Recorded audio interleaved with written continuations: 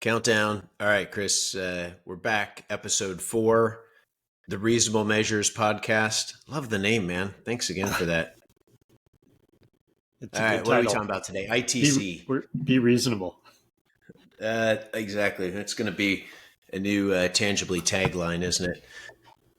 What's it take to be reasonable? Wow, we could go on about that. Let's not. ITC, the International Trade Commission, is topic today, and specifically trade secret matters brought before the ITC. So just a quick little kind of overview of the ITC. It's an independent, nonpartisan, quasi-judicial federal agency. They have 3 mandates to administer trade remedy laws in the U.S. They do analysis, provide reports to Congress, President, Office of Trade Representatives, and they maintain the harmonized tariff schedule of the U.S. That's what they do. And we're interested in, number one, administering these trade remedy laws. And so specifically within the ITC, there is a group, one of their 5 operating groups, that is IP-related based import investigations. And so that's what we're talking about today. There's a really good, there's a bunch of stuff written about the ITC and IP investigations and cases. There's a particularly good one, then we'll put it in the notes section from the folks at Denton's who have quite a bit of experience in trying cases at the ITC. So I think there's really kind of 2 other things, Chris, we need to just kind of talk about as the setup here. The remedy at ITC, and then the speed and overall sort of savviness of the judges within the ITC. So maybe remedy. Let's go there first. Talk to us about what this ITC remedy actually is. And the ITC is really interesting because it's just different enough from traditional litigation that you'd have in federal court, and really the whole process is different. Even the way that the cases are described is different. So it's not even a lawsuit; it's actually an investigation. Section 337 you'll hear very often, but the remedy, in some ways, is very limited, but in some ways can be very powerful in the right situation.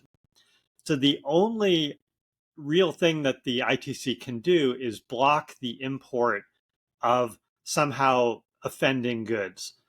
And people historically use this as a way of enforcing patents. So they would say there's some goods coming in on a ship from wherever that are going to infringe one or more US patents. And they would use this investigation process at the ITC of a way of closing the border to those offending goods. And that still works. You can still use the ITC for patents. But the cool thing is, on the books, you could always do it for trade secrets, but no one ever did. Like, it was a super rare event. But we've seen in the last few years that there's more and more people and more investigations starting on using trade secrets at the ITC. So it's a really different and growing. I mean, the numbers aren't huge, but the percentage growing very rapidly of people blocking that import.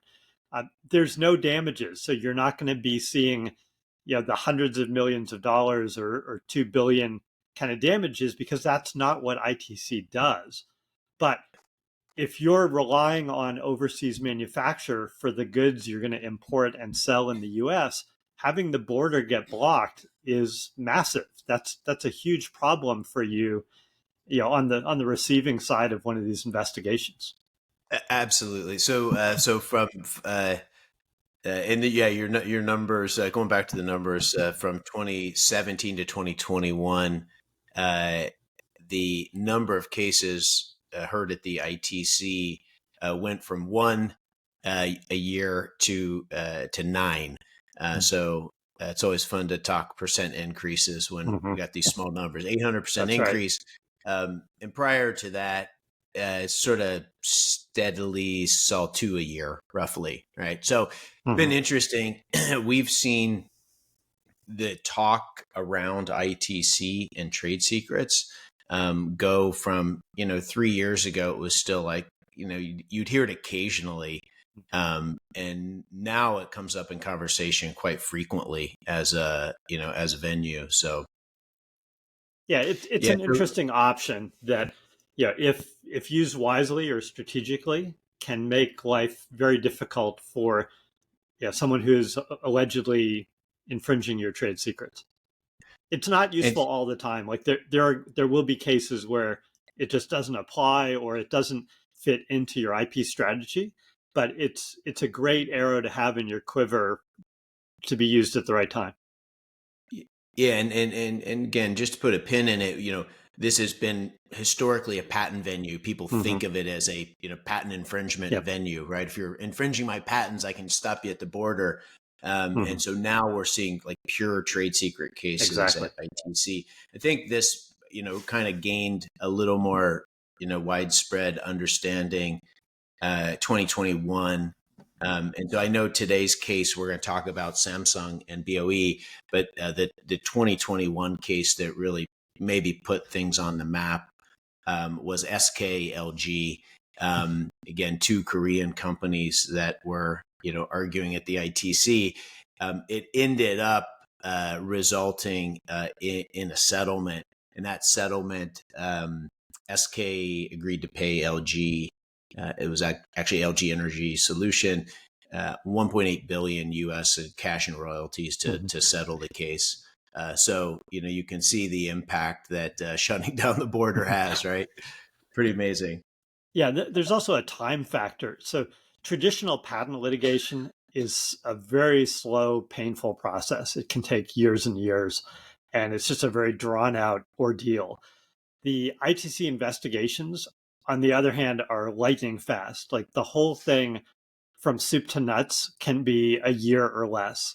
So actually on both sides of the coin, there's tremendous time pressure and stress involved.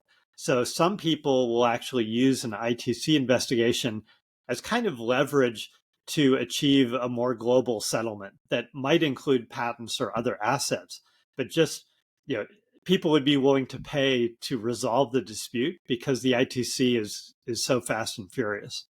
It's amazing. And there's no jury, right? This is just It's a strictly panel. administrative.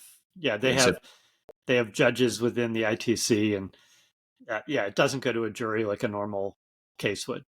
yeah. So if you imagine, even a normal case is stressful for a company Mm-hmm. to respond on, pretty regular beat of actions. And so, boy, can you imagine like Mm-hmm. being under the gun and sort of knowing that you need to have everything wrapped up in, kind of a year, Mm-hmm. a little bit more. It's yeah, Well, it's pretty intense. and even if you're the trade secret owner, you need to have all of your ducks in a row before initiating.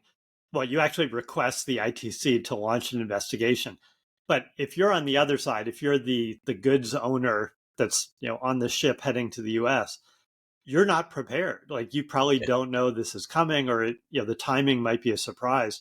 So for them to respond on a very aggressive timeline is super stressful. It's actually very expensive as well because you have to pay lawyers to work like crazy very quickly. So Round the it's clock. it's kind of a stressful ordeal for everyone involved. Amazing. Thank you. So let's jump into today's case. Okay, so Samsung Display. This is a Reuters headline. This is in November 2023, so fairly recent. Mhm. Samsung Display files a complaint in the U.S. against China's BOE, alleging trade secret leak. This was filed at the ITC. So BOE and Samsung are, I think, the two largest display manufacturers now.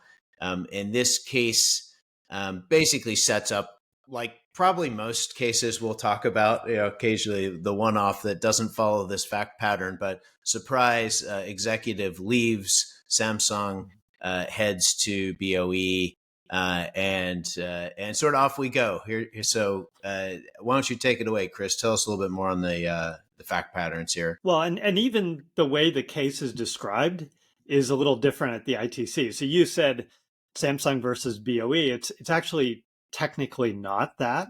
So all of the ITC cases are kind of titled interestingly, where they'll say, regarding certain OLED displays or regarding certain bicycles or I see. aircraft engine. So there's this thing that you never or rarely encounter in the patent world called in rem jurisdiction, which it goes back to Latin, but it's basically regarding property. So regarding a thing. And the ITC cases are always titled regarding like what the offending article is Got it. versus Samsung versus BOE that you would see in a normal federal case. Uh, so basically what happened here, and this was interesting because all of the drama, all the action actually happened in Korea. None of it happened in the US, where Samsung had a partner in Korea called Top Tech, and a manufacturer or subcontractor that was leaking information to BOE, and BOE is China's largest display manufacturer. So it was a trade secret theft that was actually litigated in Korea, and people even went to jail. Like it was a very clear case of trade secret misappropriation in Korea. And what I find really fascinating is like normally in a patent litigation, you would sue either where the damage happened, like where the bad action happened, or the location where the defendant is located or incorporated. So you'll see, a lot of cases in Texas, a lot in Delaware.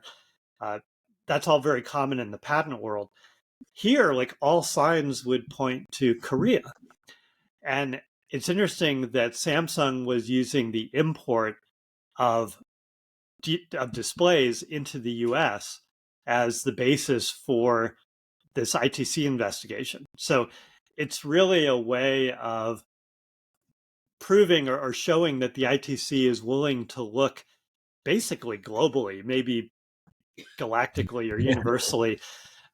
Wherever the trade secret happens, we don't care as long as there are offending goods coming into the US, it's fair game. So it really is remarkable to me that how broad the ITC is willing to look at trade secret misappropriation happening anywhere as fair game.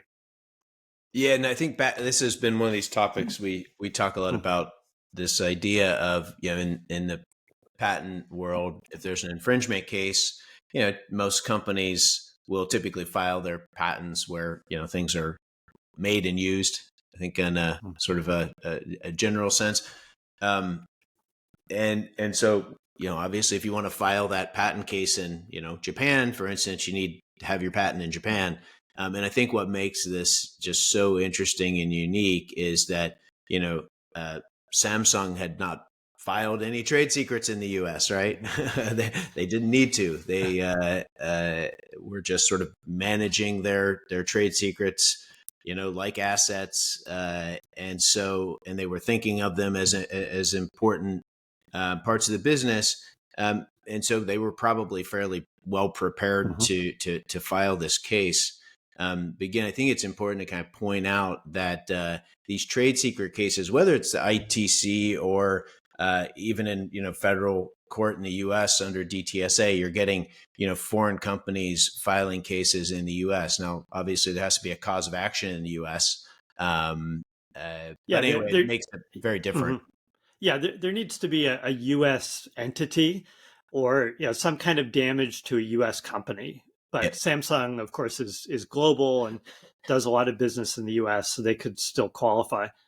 And actually, can I pick on that for a second? Like the ITC, that is one of the requirements of filing an ITC complaint, right? That's right. To be there damage has to be to a U.S. Well, there has to be a domestic injury. So typically you would have a factory or some kind of meaningful business being performed in the US, which for large multinationals usually is not difficult.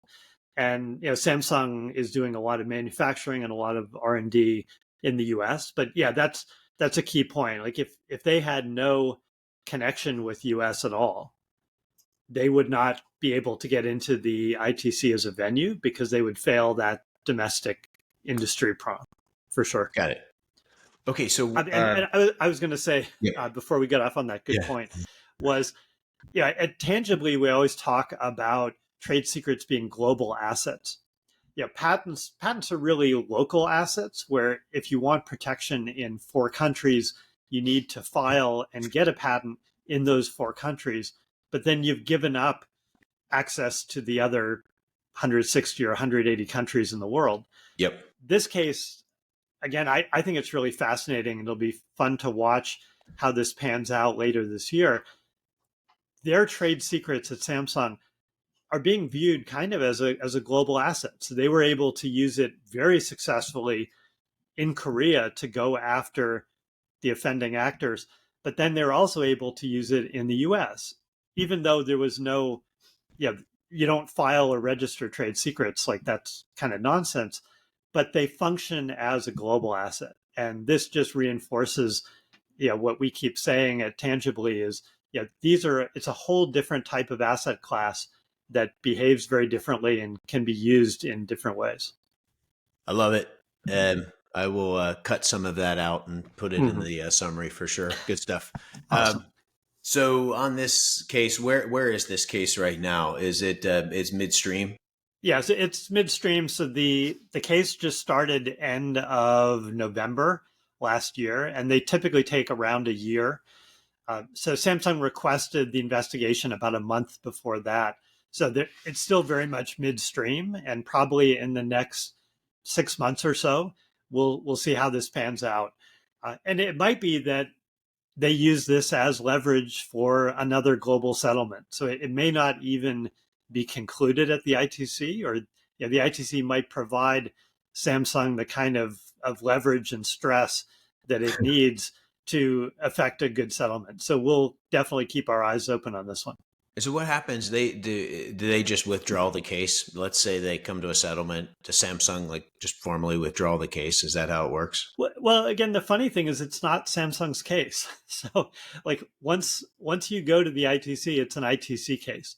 Got it. You can, like, suppose it gets settled. So there's a global license or a global settlement.